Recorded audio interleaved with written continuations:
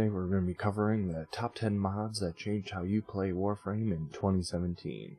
This list is not based on how powerful they are, it's strictly about how they changed how you play Warframe. So let's get into it.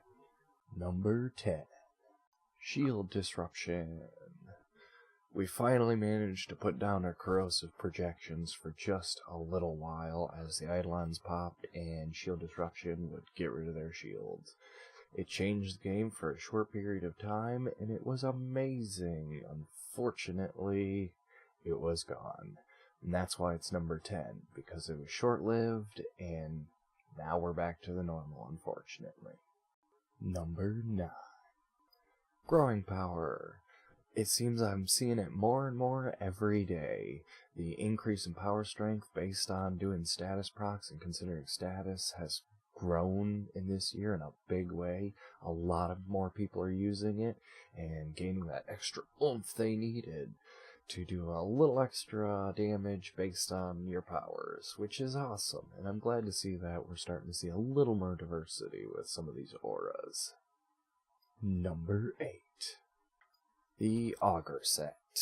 I wanted to cover each one, but it would take forever because really they all have their uses. You've got increased power strength, increased range, duration, all your bread and butter that you need, and I think it changed game because you had to move around bits that you hadn't touched in years. We're talking moving around things like Narrow-Minded and Constitution. You had to rejigger all of your different Warframe slots, and I'd say it changed how we modded in 2017. Number 7. The Vigilante set. Another one with a ton of mods, with each little piece doing its own thing, but the set bonus, I think, changed how we played a little bit, because you could take your yellow crits, turn them into orange, turn your orange into red, and I think that changed how we thought about critical modding, considering crit kinda lost its luster a tiny bit for a brief period in time there, but this brought it back. Number 6. Maiming Strike.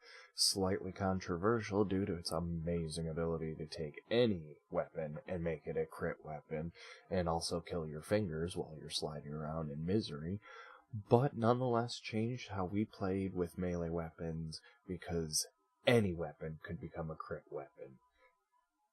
Number 5.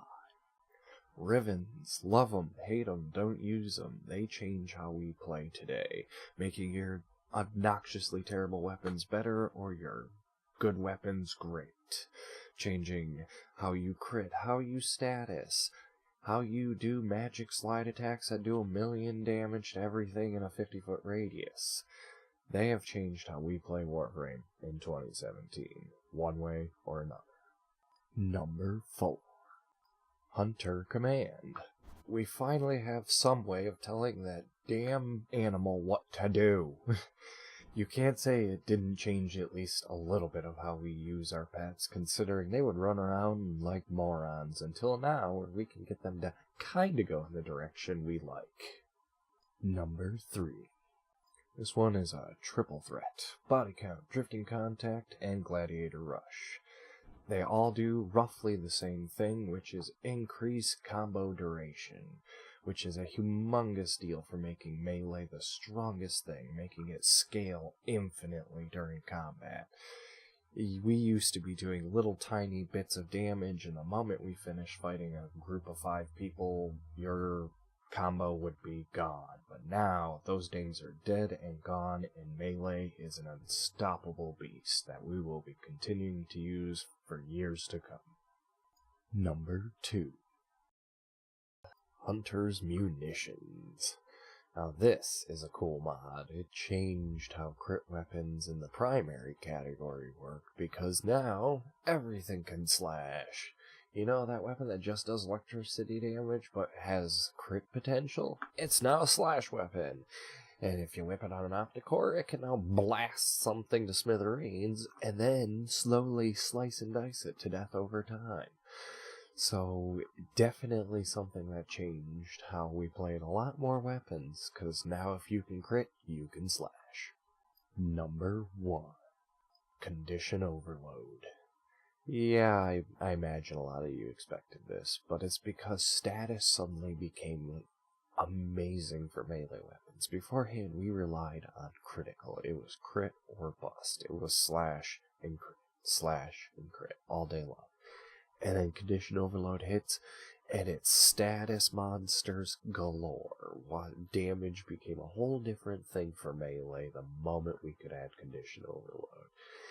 And now, I can't think of a build that doesn't have at least a tiny bit of status that isn't with condition overload. So it's definitely changed how we play. And hopefully, in the future, we'll get a condition overload for other weapon types. Thanks for watching. If you have any more ideas for the Warframe top 10s, put them down in the description below. I will catch you peoples in another video.